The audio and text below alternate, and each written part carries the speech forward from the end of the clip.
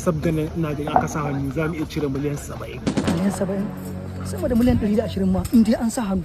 Mu ce kawai sallame shi.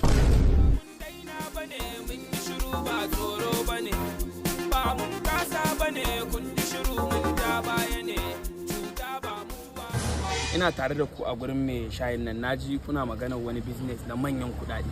Da Allah inda dama taimaka ku sani a ciki mana. Kai yaro za ka yi wannan business ko? Ina mana. Baka ganni bane wahala ta ratsa ni. Wannan business ne wanda yake buƙatar mutane masu zafin nama masu juriya. Ina da zafin nama sosai, ka kalle da kyau za a gani akwai zafin nama. Kullum muna nema, nema, nema. Kullum cikin nema, ban neman wanda ba su nema na, wanda ba su